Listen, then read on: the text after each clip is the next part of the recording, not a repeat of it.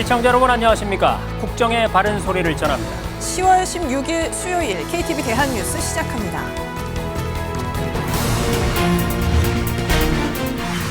지난 4월 폐지된 유엔 안보리 대북제재위 전문가 패널을 대체할 다국적 제재 모니터링팀 MSMT가 출범했습니다. 한미일 3국을 비롯한 11개국이 참여해 기존의 한계를 극복할 수 있을 것으로 기대됩니다. We hereby express our intention to establish the Multilateral Sanctions Monitoring Team, MSMT, a multilateral mechanism to monitor and report violations and evasions of the sanctions measures stipulated in the relevant UNSCRs.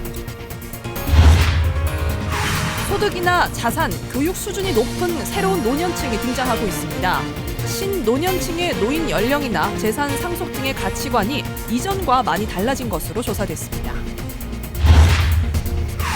오늘 제2차 공급망 안정화위원회가 열렸습니다.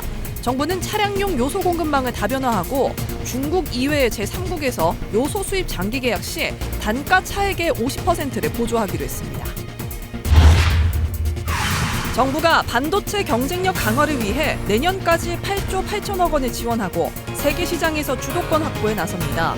또한 스타트업의 억울한 기술 탈취에 대한 제재를 강화합니다. 첫 소식입니다. 지난 4월에 폐지된 유엔 안보리 대북제재위 전문가 그룹을 대체할 다국적 제재 점검팀이 출범했습니다. 한미일 세 나라를 비롯한 11개 나라가 참여하는데 기존 체제가 가진 한계를 극복할 수 있을지 주목됩니다. 윤현석 기자의 보도입니다. 한미일 외교차관협의회를 위해 서울에 모인 세 나라 외교차관들은 유엔 안보리 대북제재 결의 이행을 감시하는 다국적 제재 모니터링팀 MSMT의 출범을 밝혔습니다. 새롭게 출범한 MSMT에는 한미일 3국을 비롯해 프랑스와 영국, 독일, 이탈리아 등 11개 나라가 참여합니다. 참여국들은 안보리 대북제재 위반 및 회피 활동을 상시 모니터링하면서 이에 대한 보고서를 발간하는 활동을 하게 됩니다. The goal of the new mechanism is to assist the full implementation of UN sanctions on the DPRK by publishing information based on rigorous inquiry into sanctions violations and evasions attempts. MSMT는 1년에 2차례만 보고서를 발간해왔던 전문가 패널과 달리 정례 보고서와 함께 특정 이슈, 분야별로 수십여 또 상세 보고서를 발간할 계획입니다. 이에 기존 보고 주기에 얽매일 필요가 없다는 점에서 전문가 패널의 한계를 극복할 수 있을 것으로 기대됩니다. 한편 MSMT 참여국들은 유엔 대북제재의 충실한 이행에 대한 확고한 의지를 가진 모든 국가들의 참여가 열려 있다고 밝혔습니다. We welcome other states from across the world and the international system to join the MSMT and contribute to this worthy effort. 우리 정부는 MSMT가 국제사회에 충실한 유엔 대북제재 이행을 견인해 나갈 수 있도록 참여국들과 긴밀히 공조하겠다고 밝혔습니다. KTV 윤현석입니다.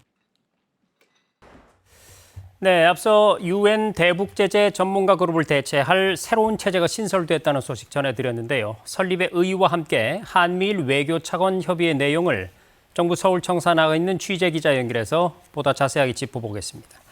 자, 김민아 기자 전해주시죠. 네, 한미일 외교 차관들이 서울에 모였습니다. 3국 차관은 MSMT 설립을 공식화했는데요. 유엔 안보리 대북제재위 전문가 패널 활동을 대체할 수 있는 새로운 감시의 눈이 생긴 겁니다. 유엔 안보리 대북제재위원회 산하 전문가 패널은 지난 2009년 북한의 2차 핵실험을 계기로 설립됐는데 상임이사국인 러시아의 거부권 행사로 지난 4월 말로 15년 만에 임기가 종료됐습니다. 당시 황준국 주 유엔 대사는 범죄를 저지르는 상황에서 CCTV를 파손한 것과 같다고 강도 높게 비판했습니다. 유엔 업무에 정통한 외교부 당국자는 향후 11개국보다 더 많은 나라가 참여 의사를 타진할 것으로 보인다고 밝혀 참가국은 더 늘어날 걸로 보입니다. 네, 이로써 국제사회 대북 제재가 한층 촘촘해질 걸로 예상이 되는군요. 그리고 한미일 차관협의회에서도 북한의 도발을 규탄하는 목소리가 나왔죠.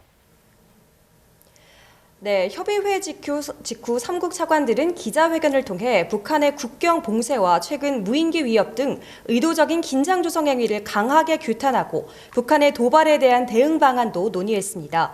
다음 달 5일 미국 대선을 앞두고 북한이 ICBM 발사 등 고강도 도발을 할 가능성이 있기 때문인데요. 이와 함께 중동 정세 악화를 우려하며 조속한 휴전도 촉구했습니다. 또 삼국은 중국과 필리핀이 영유권 분쟁을 벌이고 있는 남중국해의 긴장 고조 움직임도 예의주시하기로 했습니다. 네, 그런가 하면 이 삼국 협력 사무국 신설 문제와 함께 한미일 정상회의 개최 날짜에 대한 조율도 이루어졌다는데 이 소식도 전해주시죠. 네, 김홍균 외교부 1차관은 연내 개최를 목표로 방식과 구체 일정을 협의 중이라고 말했는데요. 다음 달 APEC G20 정상회의를 계기로 열릴 삼국 정상회의 일정도 회의 테이블에 올랐습니다. 삼국 외교차관 협의 전 한미 양자회담도 열렸습니다. 한미동맹 강화와 북한 문제 공조 등이 논의된 것으로 보입니다. 한일 차관회담은 17일 오전에 개최됩니다. 지금까지 정부 서울청사에서 전해드렸습니다. 내년이면 65세 이상 인구가 전체 인구의 20% 이상을 차지하는 초고령 사회에 진입합니다. 이런 가운데 소득이나 자산, 교육 수준이 높은 새로운 노년층이 등장하고 있는데요. 신노년층은 가치관도 기존과 많이 달라진 것으로 조사됐습니다. 최다혜 기자입니다. 지난해 노인 가구의 연간 소득은 3,469만 원.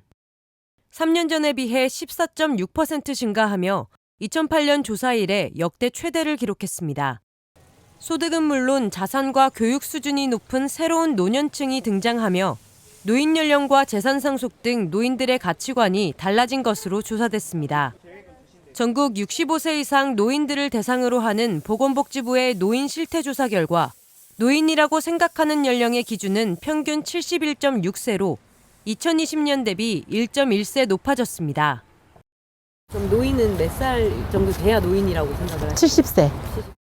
지금은 70세 정도까지는 일할 수 있다고 생각이 들어요. 지금 내가 70인데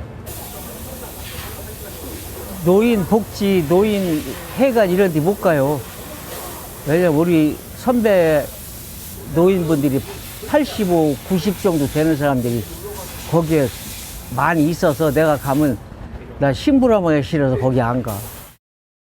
실제로 나이가 들었지만 일을 하고 있는 노인도 증가했습니다. 2017년에는 30.9%의 노인이 일을 했지만 2020년에는 36.9%, 작년에는 39%의 노인들이 일을 하고 있었습니다. 재산 상속에 관해서는 자신 또는 배우자를 위해 사용하겠다는 비중이 24.2%로 이번에 처음 20%를 넘기며 가치관의 변화도 확인됐습니다. 이제 대학교까지 가르쳐 놨잖아요. 그러면 이제 지네들이 벌어서 먹고 살아야지. 이제 우리는 이제 남편하고 같이 연금으로 이제 남편하고 둘이 죽을 때까지 재산 있어도 같이 쓰고 나머지는 이제 나중에 물려줄 게 있으면 좋은데 지금 뭐 저희는 그냥 저희 생활하는 걸로 만족해야 되지 않나 싶어요. 애들이 또 살아갈 길을 찾아야겠죠. 예. 공적 돌봄 체계의 역할이 증대되었다는 조사 결과도 나왔습니다. 돌봄 제공자를 묻는 질문에는 장기요양보험 서비스라고 대답한 응답자가 30.7%로 이전에 비해 큰 폭으로 증가했습니다. 한편 독거노인의 비중은 32.8%로 3년 전 조사보다 13%포인트 늘었으며 독거노인은 건강하다고 응답한 비율이 노인 부부 가구보다 낮게 나타나 우울 증상이나 영양관리 등이 열악한 상황으로 파악됐습니다. KTV 최다혜입니다. 심각한 저출생 추세 반전을 위해 정부가 대책 마련에 고심하고 있는데요. 이런 가운데 장애인 부모들이 요구하는 정책은 무엇인지 직접 들어보는 자리가 마련됐습니다. 정유린 기자입니다. 장애인 부부들이 정부와의 간담회에서 정책 건의를 쏟아냈습니다. 참석자들은 한 목소리로 장애인 부모를 위해 정부가 자녀 양육 지원책을 충분히 마련했으면 좋겠다고 언급했습니다. 정부와 지자체마다 지원책을 마련하고는 있지만 소득 수준을 따지다 보니 실효성이 없다는 겁니다. 육아휴직을 받으면서 이렇게 돈을 받는다는 거는 꿈 같은 얘기예요. 육아 돌보미 서비스를 부른다는 게 그게 만만치 않거든요. 그래서 저는 중위소득을 좀 폐지해 주셨으면 하는 바람이 정말 크고요. 충분히 책임을 다하고 싶은데 이런 부분이 좀 어렵다고 말씀을 하신 거니까 그런 부분에 좀 정부가 적극적으로 지원을 해야겠다는 생각이 들어서 실제 정부 실태조사 결과 장애인 부모의 27%는 미성년 자녀를 키울 때 가장 어려운 점으로 양육과 교육 비용에 대한 부담을 느끼는 것으로 나타났습니다. 정부에 바라는 지원책으로는 가사 지원과 활동 지원 서비스 확대를 꼽는 비율이 가장 높았는데 간담회에서도 비슷한 의견들이 제시됐습니다. 지자체에서 장애 여성의 육아를 돕는 홈 헬퍼 제도를 전국 단위로 확산하고 임신 바우처를 확대해달라는 겁니다. 우리나라 합계 출산율은 지난해 기준 0.72명으로 사상 최저치를 기록한 가운데 정부는 출산율을 반등시키기 위한 방안들을 고심하고 있습니다. 정부는 간담회에서 장애인과 비장애인 모두 임신과 출산, 양육이 행복한 선택이 될 수 있는 사회적 환경을 만들겠다며 특히 장애 여성에 대한 지원을 강화하겠다고 밝혔습니다. 장애 여성은 제왕절개 출산하는 비율이 높은 상황이라고 하는데 관련해서 제왕절개 비용에 대해서 본인 부담을 면제하는 정책을 내년도부터 시행할 예정입니다. 또 장애 유형별로 정책을 세심하게 가다듬어 체감도가 높은 정책을 만들겠다고 강조했습니다. 정부는 간담회에서 나온 부모들의 의견을 정책에 반영할 것이라고 덧붙였습니다. KTV 정유림입니다. 일주 단위로 사용 가능한 단기 육아휴직 도입이 추진됩니다. 남성 근로자들이 배우자의 임신 기간에도 육아휴직을 사용할 수 있도록 제도 개선도 이뤄집니다. 김경호 기자의 보도입니다. 지난달 국회 본회의를 통과한 육아지원 3법. 내년부터 육아휴직급여가 연간 510만 원 오르고 부부 모두 육아휴직 사용 시 휴직기간이 6개월씩 연장됩니다. 남은 육아휴직 기간의 2배만큼 단축근로로 사용할 수 있고 배우자 출산 휴가는 20일로 연장됩니다. 육아지원 3법의 본격적인 시행을 앞두고 학부모 의견을 청취하기 위한 간담회가 열렸습니다. 배우자 출산 휴가를 사용한 고혁준 씨는 출산 휴가 등을 필요에 따라 나눠 쓰는 방안을 제안했습니다. 예방접종이나 아니면 갑자기 애가 좀 아프다거나 이런 경우가 좀 많이 있더라고요. 이제 지금도 짧기도 짧지만 좀 자유롭게 분할 사용 가능했으면 좋겠다. 남성도 눈치 보지 말고 육아휴직을 사용하는 분위기가 조성돼야 한다는 목소리도 나왔습니다. 육아휴직을 사용한 신윤희 씨는 부부 육아휴직제도 활용이 현실적으로 어렵다고 꼬집었습니다. 남편이 육아휴직을 쓰는 경우들이 거의 없는 경우가 많아서 조금 어려움이 있지 않을까. 국가적인 제도를 이제 기업에서도 잘 활용할 수 있게 분위기를 만들어주시는 것도 사실 중요할 것 같거든요. 고용노동부는 현장 의견을 수렴해 일주 단위로 사용 가능한 단기 육아휴직을 도입하겠다고 밝혔습니다. 또 남성 근로자가 배우자의 임신 중에 출산 휴가나 육아휴직을 쓸 수 있도록 제도를 개선할 계획입니다. 근로자의 휴직과 휴가 기간, 기업의 인건비 부담을 덜기 위해 대체인력 지원금과 동료 업무 분담 지원금도 확대됩니다. 정부는 1인 이상 사업장의 근로자라면 누구나 달라지는 육아 지원 제도를 사용할 수 있도록 기업 지원 또한 확대 나갈 방침입니다. KTV 김경호입니다. 지난 15일 제주도를 끝으로 국민과 함께하는 민생토론회가 전국을 한 바퀴 돌았습니다.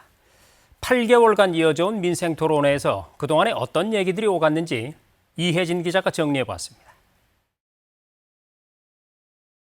중고등학생부터 아흔을 앞둔 어르신, 청년 소상공인까지 마이크를 들고 목소리를 내는데 나이와 직업은 중요하지 않습니다. 일상에서 마주하는 어려움과 더 나은 삶을 위해 원하는 것들을 조목조목 설명합니다. 민생토론회 최연소 참석자는 부산에 사는 14살 중학생 이소민 양. 방학기간 교육청주관 영어 수학 캠프에 참여했던 경험을 이야기하며 교육발전 특구 지정으로 이런 기회가 더 많아졌으면 좋겠다고 말합니다. 부산이 교육발전 특구로 지정되어 앞으로도 영수캠프처럼 대학과 연계한 다양한 방식의 교육 프로그램이 운영되길 희망합니다.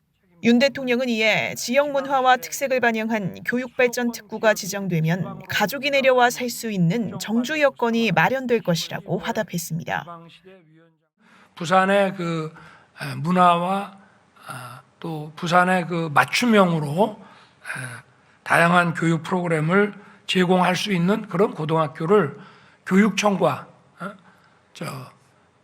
부산시가 만들어내면은 정부는 필요한 제도를 만들고 재정 지원을 하고 이렇게 해서 그것이 이루어질 수 있도록 하는 것이고요. 민생토론회 최고령 참석자는 만 88세 조선원 씨였습니다. 시설을 확충함과 동시에 용이하게 들어갈 수 있도록 편의를 많이 돌봐주심으로써 여러 어르신들이 편안한 노후를 가질 수 있도록 노력해 주시기를 당부드리겠습니다. 현장을 많이 보고 어르신들이 뭐가 불편한지를 알아서 저희들이 그 지원 체계에 반영하도록 하겠습니다. 민생토론회를 통해 수렴한 현장 목소리가 정책에 반영된 사례도 있었습니다. 이제 미성년자가 고의로 술을 마시고 자진 신고해가지고 영업 정지를 당하게 됐습니다. 그래서 이 사람들은 이제 피크 타임인 7시에 그 정장 차림에 고가의 핸드백을 착용하고 이게 이제 누가 봐도 직장인인 것처럼 이렇게 보이게 해서 사연을 들은 윤 대통령은 현장에서 조치를 지시했고 관계부처는 각 지자체에 영업자가 불이익을 받지 않도록 행정처분을 신중히 하라는 공문을 발송했습니다. 젊은이들이 더는 농촌으로 오지 않아 농촌 고령화가 심화되는 문제도 민생토론회를 통해 제기됐습니다. 심각한 거는 고령화가 돼서 우리 젊은 청년들이 농사를 지러 안 오는 게 문제입니다. 젊은 청년들이 모이드는 이 농촌을 만들고자 구현을 하고 있습니다. 좀 더 전문화된 농업을 발전시키고자 합니다. 올리기 위해서 우리가 어떻게 해야 되느냐? 농촌을 개혁해야 됩니다. 그래서 농지법도 좀 손 봐야 되고 또 이것이 어떤 기업 영농으로 갈 수 있게. 이렇게 올해 초부터 8개월간 부산을 시작으로 대전과 울산, 경남과 충남을 거쳐 광주광역시, 제주까지 이어진 민생토론회 대장정. 지역 현안 중심의 민생토론회가 전국을 한 바퀴 돈 가운데 정책 주제별 민생토론회는 계속 이어집니다. 정부는 앞으로도 정책 수요자인 국민의 뜻을 반영해 현장에서 체감할 수 있는 삶의 변화를 속도감 있게 추진하겠다고 밝혔습니다. KTV 이혜진입니다. 정부가 차량용 요소의 공급망을 다변화하고 내년까지 범정부 차원의 공공 비축 전략을 수립하기로 했는데요.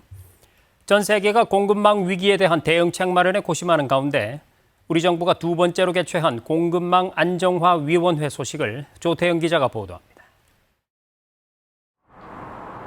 우크라이나 전쟁과 중동 분쟁의 장기화, 미 대선으로 인한 불확실성으로 세계 공급망이 흔들리고 있습니다. 특히 미중 경쟁 속 양국의 견제가 심해지면서 히토류와 요소 등 중국에 의존했던 물품의 수입 다변화도 요구됐습니다. 정부는 올해 공급망 안정화법 시행에 따른 공급망 안정화위원회를 마련했고 상반기 1차 회의에 이어 16일 2차 회의를 개최했습니다. 지난 1차 회의에서 선정했던 300여 개의 경제 안보 품목 중 특정국 의존도가 높고 경제 영향이 큰 50여 개 품목에 대해 수급 불안 발생 가능성과 비축 현황, 국내 생산과 대체 수입 가능성 등 대비 상황을 점검합니다.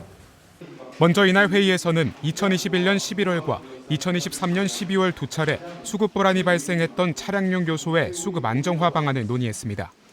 정부는 현행 관계부처 합동 대응 체계를 유지하면서 내년에는 중국 이외의 제3국에서 요소 수입을 위한 장기 계약 시 단가 차액의 50%를 보조하기로 했습니다.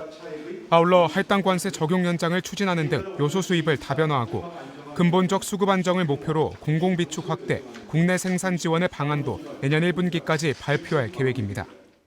해외 수입에 전적으로 의존하는 핵심 광물 등은 공공비축을 우선적으로 확대하고 더 나아가 재자원화 R&D 투자 등을 통해 매장 자원은 없지만 자원을 순환 생산하는 경제로 거듭나야 합니다. 정부는 그동안 소관부처별로 이루어지던 공공비축 현황을 범부처 시각에서 체계적으로 점검하기로 했습니다. 이를 통해 범정부 차원의 공공비축 전략을 수립해 주요 품목의 비축 규모와 비축 방식을 결정할 계획입니다. 또 공급망 안정화 선도 사업자를 계속 선정하고 5조 원 규모의 공급망 기금과 1조 원 규모 사모펀드를 조성하는 등 기업의 공급망 안정을 꾀합니다. KTV 조태영입니다. 세계 반도체 시장에서 주도권을 잡기 위해서 정부가 내년까지 8조 8천억 원을 투입합니다. 아울러서 새싹 기업들이 억울하게 기술을 뺏기지 않도록 기술 탈취에 대한 제재를 강화하기로 했습니다. 신국진 기자입니다. 경제관계장관회의를 주재한 최상목 경제부총리는 최근 우리 경제에 대해 물가와 금융비용 부담 등 내수 제약 요인이 점차 완화되고 있지만 체감 경기는 여전히 어려운 상황이라고 평가했습니다.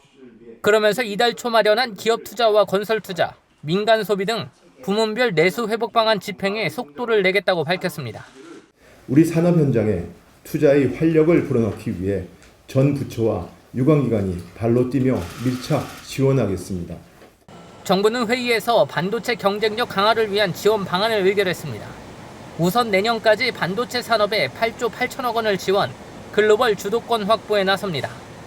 7월부터 시작한 반도체 저리대출로 현재까지 8,248억 원을 지원한 가운데 내년에는 금리를 추가 인하해 총 4조 3천억 원을 공급합니다. 용인 반도체 산단의 도로 용수 예비 타당성 조사를 면제하고 국가와 공공부문에서 2조 4천억 원 비용 분담을 추진하기로 했습니다.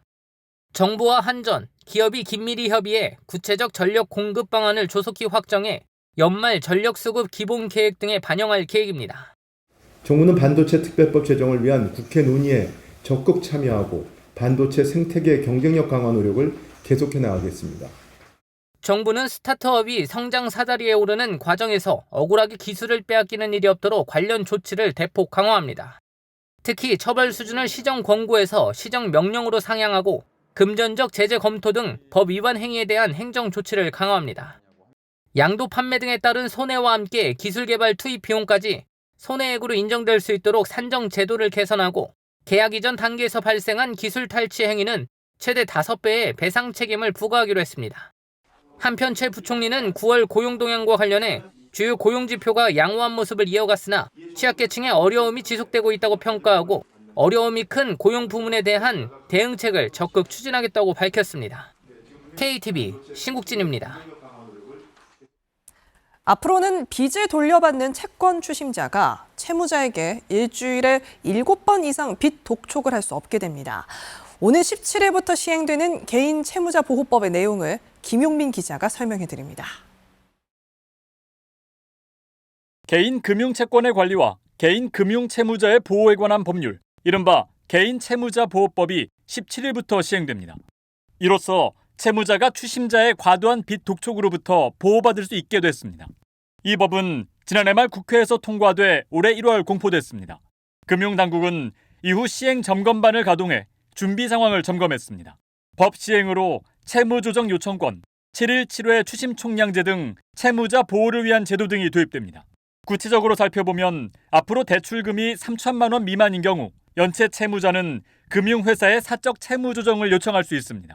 5천만 원 미만을 연체 중인 채무자에 대한 연체이자 부과 방식을 개선해 상환 기일이 오지 않은 원금에 대해서는 연체 가산이자를 부과할 수 없게 됩니다. 이와 함께 과도한 추심으로 채무자를 보호하기 위해 추심 횟수를 일주일에 7회로 제한하고 특정 시간이나 수단을 통한 추심 연락을 하지 않도록 요청할 수 있도록 했습니다. 금융회사의 관행적이고 반복적인 채권 매각으로 인한 개인정보 유출, 채무자의 추심 상태 변화를 막기 위해 3번 이상 양도된 채권의 양도가 제한됩니다. 정부는 시행 이후 3개월 동안 계도 기간을 통해 법 위반 행위를 감독해 나가겠다고 밝혔습니다. KTV 김용민입니다. 숙박용 호텔과 주거형 오피스텔이 결합된 형태를 레지던스, 즉 생활용 숙박시설이라고 하는데요. 장기 투숙객을 위한 숙박시설이 주거용으로 불법 사용되는 문제를 해결하기 위해 정부가 대책을 내놨습니다. 보도에 이리나 기자입니다. 생활형 숙박시설을 주거용으로 불법 사용하는 사례가 늘면서 지난 2021년 정부는 주거용 오피스텔로 용도를 바꾸거나 숙박시설로만 영업하도록 조치에 나섰습니다. 용도 전환을 하지 않고 주거한 사실이 적발될 경우 이행 강제금을 부과하도록 한 겁니다. 하지만 용도 변경이 현실적으로 쉽지 않은 상황 속 불법으로 사용될 가능성이 있는 생활형 숙박시설은 11만 실에 이릅니다. 이에 정부는 신규 생숙의 주거 전용 사용을 원천 차단하고 기존 시설의 합법화를 위한 방안을 발표했습니다. 우선 신규 생숙은 공중위생관리법상 숙박업 신고 기준 이상으로만 분양이 허용되도록 올해 안으로 건축법 개정안을 발의합니다. 30실 이상 또는 건축물의 3분의 1 이상이나 독립된 층으로만 분양이 허용됩니다. 기존 생숙의 경우 개별 실소유자들이 숙박업 신고를 원활하게 할 수 있도록 이번 주 중으로 복지부에서 조례 개정 예시안을 시도에 배포해 지자체의 조례 개정을 이끌 방침입니다.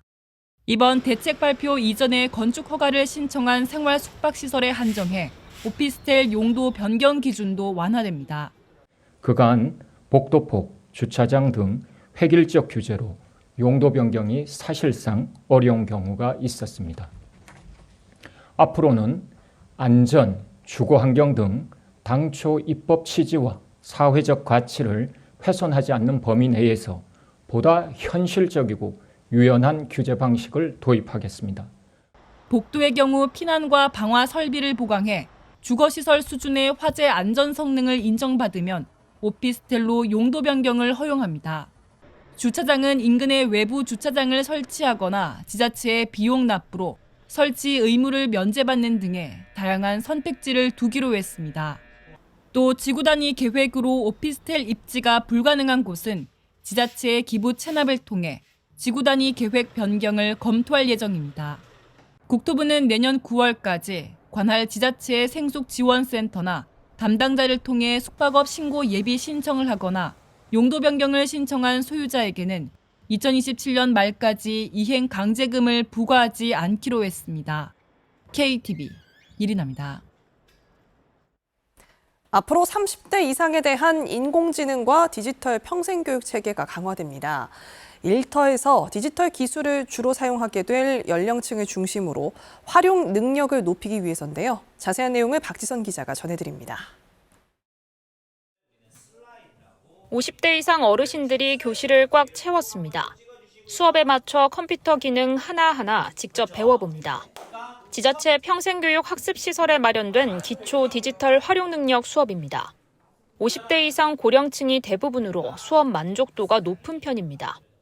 유독 컴퓨터 수업은 더 흥미를 느끼고 꿀로 남아서 늦게까지 연습을 하는 등 관심을 많이 갖고 있습니다. 학생들이 좋아하는 컴퓨터 수업을 위해서 교실을 미리 확대할 예정입니다. 정부가 앞으로 이 같은 평생교육 학습 대상을 30대 이상으로 확대합니다. 디지털 분야 국가 기술력은 나날이 향상되고 있지만 활용 능력은 이에 못 미치고 있기 때문입니다. 실제 우리나라의 디지털 기술 경쟁력은 주요 나라들과 비교할 때 상위권에 속하지만 이를 주로 활용할 젊은 인재들의 디지털 기술 능력은 비교적 낮은 수준입니다. 이에 따라 정부는 지자체와 대학이 보유한 기존 평생교육 자원을 대폭 활용하기로 했습니다. 성인이 디지털 역량 향상 기회를 전 세계에 걸쳐 언제든 제공받을 수 있는 평생교육 정책이 필요합니다. 미래 대비를 위한 디지털 평생교육 체제로 전환하고자 합니다. 먼저 인공지능 디지털 선도대학 100곳을 선정해 운영합니다. 30세 이상 성인들의 대학 교육 진입을 위해 온라인 중심 강좌를 늘리고 교육생 선발 일정을 대학 자율에 맡길 예정입니다. 이와 함께 5년간 최대 500만 원까지 직업능력 개발 비용을 지원하는 국민내일 배움카드 활용을 확대하고 30세 이상 성인 10,000명에게 1인당 연간 35만 원을 지원하는 디지털 평생교육 이용권도 새로 도입하기로 했습니다. 학교 밖에서 이루어지는 다양한 형태의 학습이나 자격증 등의 학점을 부여하는 학점 은행제 기능을 확대해 디지털 교육을 이수하면 학점으로 인정해주는 방안도 추진합니다. 정부는 디지털 역량 강화는 선택이 아닌 필수라며 평생학습 문턱을 낮춰가겠다고 밝혔습니다. KTV 박지선입니다. 글로벌 TOP 전략연구단이 출범했습니다. 이 연구단은 출연연구소 간 개방적 협력 체계를 구축하고 국가연구기관다운 성과를 창출할 수 있도록 지원하는 역할을 담당합니다. 올해는 2차 전지, 유전자 및 세포치료, 반도체 등 5개 과제가 선정됐습니다. 유상임 과기정통부 장관은 출연연이 대한민국 혁신 생태계를 선도형으로 변화시킬 수 있도록 필요한 지원을 아끼지 않겠다고 밝혔습니다.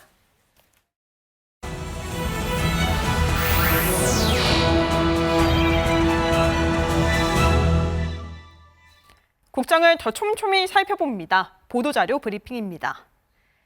10월 17일 밤에는 올해 가장 큰 둥근 달을 볼 수 있을 전망입니다. 17일 달은 서울 기준 오후 5시 38분에 떠서 다음 날 오전 7시 22분에 질 것으로 예보됐는데요.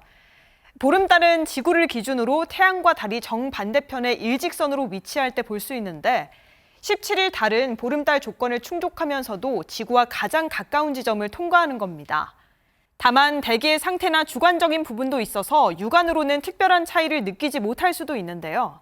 다양한 지역의 월출, 월몰 시간 등을 알고 싶다면 천문 우주지식정보 누리집에서 검색해 보시기 바랍니다. 무르익어가는 올가을, 대한민국 구석구석으로 여행 떠나보면 어떨까요? 3월, 6월 여행 가는 달에 이어 올해 3번째 국내 여행 캠페인이 전개됩니다. 국내 곳곳으로 여행을 떠나면 문화 바캉스, 로컬 페스타, 디톡스 여행 등 11가지 주제 70개 지역 여행 프로그램을 30% 할인받을 수 있고요. 2천여 명이 전국 24개 소도시로 떠나는 당일 기차 여행, 가을엔 여기로도 진행됩니다. 1인당 49,000원만 부담하면 교통부터 식사, 관광지 입장까지 모두 해결할 수 있다고 하니까 대한민국 구석구석 누리집에서 신청해 보시기 바랍니다. 아울러 오는 22일에서 27일에는 다음 달 배우 여진구 씨와 가평으로 여행을 떠나는 여행친구 여진구 프로그램 신청도 받습니다. 문체부는 가을 국내 여행에 대해 수기, 사진 공모전을 개최한다며 날 좋은 가을 여행도 가고 다양한 캠페인에도 참여해달라고 촉구했습니다. 응급 환자의 골든타임을 확보하기 위해 올바른 119 구급차 이용 문화 확산 캠페인이 추진됩니다. 캠페인에는 단순 감기로 인한 외래 진료 요청, 단순 주취 신고 등은 자제해달라는 내용이 담겼는데요. 119 구급대원을 폭행하거나 협박해 구급활동을 방해하면 5년 이하의 징역이나 5천만 원 이하의 벌금에 처한다는 경고도 포함됐습니다. 또 이송병원 선정 과정에서 병원 상황, 실시간 응급실 병상 정보 등을 종합적으로 고려한 구급대원의 의사를 존중해달라는 당부도 있었습니다. 자세한 캠페인 내용은 전국 시도 소방본부 온라인 채널, 리플릿 등에서 확인할 수 있으니까 올바른 구급차 문화를 위한 이번 캠페인에 적극적으로 동참해 주시기 바랍니다. 버튼만 누르면 쉽게 분유를 탈 수 있는 분유 제조기, 소비자원이 분유 제조기 6개 제품을 시험 평가한 결과 제품 간 성능 차이가 있었습니다. 먼저 분유 제조사들이 권장하는 조유 농도 14%를 1%포인트 이내 편차로 잘 맞춘 제품은 국산 버들과 미국 베이비 브레짜 등이었고요. 분유 제조 시간은 국산 베베러브 제품이 11초에서 18초로 가장 짧았고 버들은 이보다 최대 2분 더 걸렸습니다. 또 가격이 가장 저렴한 제품은 눈누 14만 2천 원, 가장 비싼 제품은 버들 53만 8천 원으로 제품 간 최대 4배 가까운 차이가 났습니다. 소비자원은 성능이 우수한 가성비 제품으로 베이비 브레짜를 꼽으며 분유 제조기를 고를 때는 조유 농도, 온도의 정확성 등을 꼼꼼히 비교하라고 조언했습니다. 지금까지 보도자료 브리핑이었습니다.